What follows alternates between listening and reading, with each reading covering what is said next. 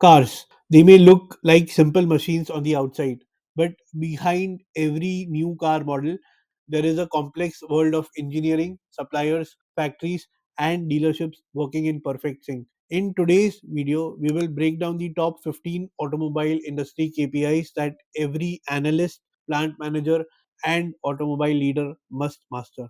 Before we jump into the KPIs, let us quickly understand the automotive value chain because these KPIs map directly to every stage of it. Automobile companies operate across five major phases. The first phase is the production planning and assembly. Vehicle manufacturing involves stamping, welding, painting, and assembly, each with strict time and quality standards. KPIs like OEE, capacity utilization, first pass yield arise from here. Then comes the second phase, which is supplier management and inbound logistics. Hundreds of components come across various vendors like engines, electronics, seats, tires. Your KPIs like supplier lead time and supplier defect rate matter a lot. Stage 3 is the sales and distribution. Vehicles move to dealerships, distributors, and end consumers. Your KPIs like the order fulfillment time, on time delivery, and ASP matter.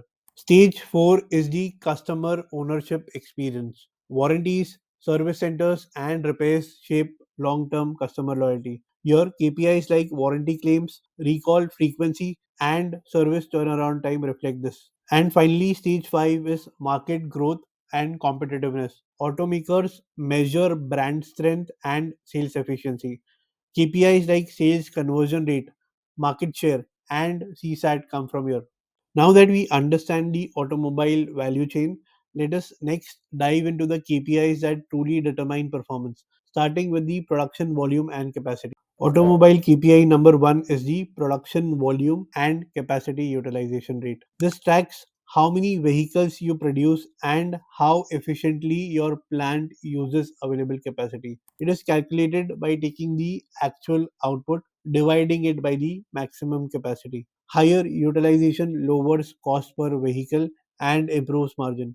But just producing isn't enough. The question also comes how efficiently machines are working.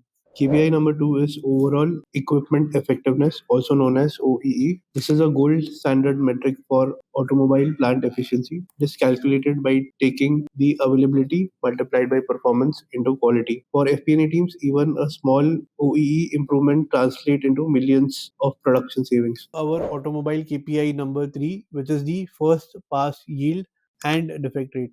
First pass yield measures how many units pass inspection with no rework. It is calculated by taking the good number of units, dividing it by the total units produced.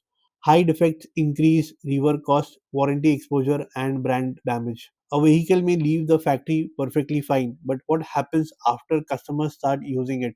That also tells a deeper story. That brings us to our automobile KPI number 4, which is the warranty claim rate, which tracks how often customers file warranty claims. Warranty claim rate is calculated by taking the total warranty claims, dividing it by the total vehicles sold.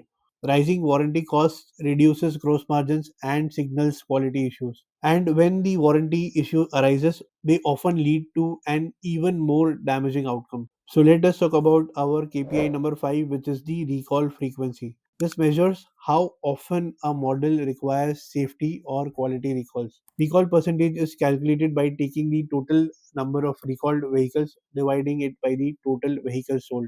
Recalls damages trust, increases cost, and impact investor confidence. Recalls affect reputation, but they also disrupt timelines, which brings us to our next KPI. On number 6, we have is the order fulfillment cycle time, which tracks how long it takes from receiving an order to delivering the vehicle. Cycle time is calculated by taking the delivery date and subtracting the order date. Faster cycle improves cash flow and customer satisfaction. Now, speed matters, but speed without reliability can cost sales and trust. Which brings us to our KPI number 7, which is the on time delivery rate. On time delivery rate measures delivery reliability to dealerships or customers. It is calculated by taking the total on time deliveries, dividing it by the total number of deliveries. Delays cause lost sales and dealership penalties. Deliveries heavily depend on parts, and that takes us straight to our supplier performance KPIs, which is in the next section. On a quick side note,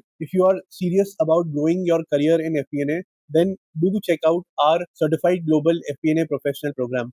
CGFPA is a 6-month accredited certification in FP&A designed to help you become real business partners. If that sounds something you would be interested in, links are in the description. Also, there are a bunch of free resources that you can download on FP&A, including books and free courses. You will find all the links in the description. Automobile KPI number 8 is the supplier lead time. Supplier lead time tracks the time suppliers take to deliver the spare parts. It is calculated by subtracting the purchase order date from the delivery date. Long lead times reduce production flexibility and create bottlenecks. Speed of supply is one thing, and the quality of supply is another.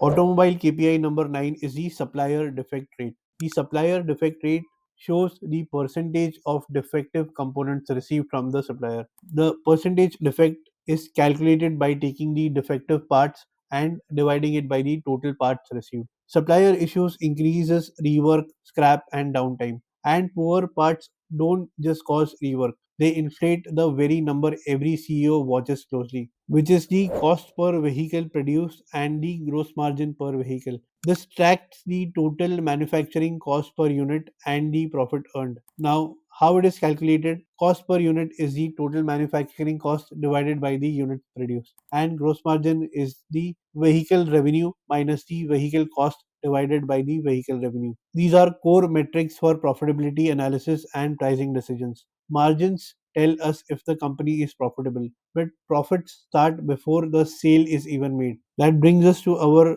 automobile KPI number 11, which is the sales conversion rate. It measures how many leads or showroom visitors convert into buyers. It is calculated by taking the number of vehicles sold in the showroom divided by the number of leads or the number of customer walk-ins. It shows team effectiveness and the funnel efficiency. The next automobile KPI on our list is the average selling price, also known as the ASP. ASP tracks the average revenue per vehicle sold. It is calculated by taking the total sales revenue and dividing it by the total number of units sold. Higher average selling price improves margins influenced by trims, packages, and upsells. Moving on, the next KPI we have on our list is the market share, which shows your share of the total automobile market. Market share is calculated by taking your automobile sales, dividing it by the total market sales. It signals brand competitiveness and drives long term planning. Owning the market share is impressive, and keeping customers happy is what sustains it. That brings us to our KPI number 14, which is the customer satisfaction, also known as the CSAT. CSAT measures post purchase satisfaction with the buying and the ownership experience. It is calculated by taking the satisfied responses and dividing it by the total responses. A high customer satisfaction score improves referrals, repeat sales, and brand loyalty. Now, satisfaction doesn't stop at buying. It continues every time the customer needs your service. That brings us to our final automobile KPI, which is the service center turnaround time. This tracks how long the vehicles spend inside the service centers. Turnaround time is calculated by taking the delivery date and subtracting the service drop off date. Faster service improves customer satisfaction and increases workshop profitability. These KPIs cover the every stage of the automotive ecosystem, right from stamping steel in the plant to managing suppliers to delivering the vehicles and to servicing customers. FP&A team relies on these numbers to forecast production, analyze margins, improve quality, and plan long-term strategy. Let us do a quick recap. We started with the manufacturing KPIs like the OEE, first pass yield, defect rate, and cost per vehicle. Then we discussed the supply chain KPIs like the supplier lead time, supplier defects. We also talked about the distribution KPIs like the fulfillment cycle time and on time delivery. Also, we talked about sales and marketing KPIs like the conversion rate, average selling price, and the market share. We also discussed about customer experience KPIs like the CSAT, warranty claims, and service turnaround. If you track these consistently, you will run an automobile business that's efficient, profitable, and customer centric. If you enjoyed this breakdown of the top 15 automobile industry KPIs, then do like this video and subscribe to our channel for more such FP&A videos. Also, let me know in the comments below which other industry KPIs would you like me to cover in my next videos. Also, don't forget to check out a bunch of free resources on FP&A, including books, cheat sheets, and free courses. All the links are in the description. Thank you so much for watching, and I will see you in the next video.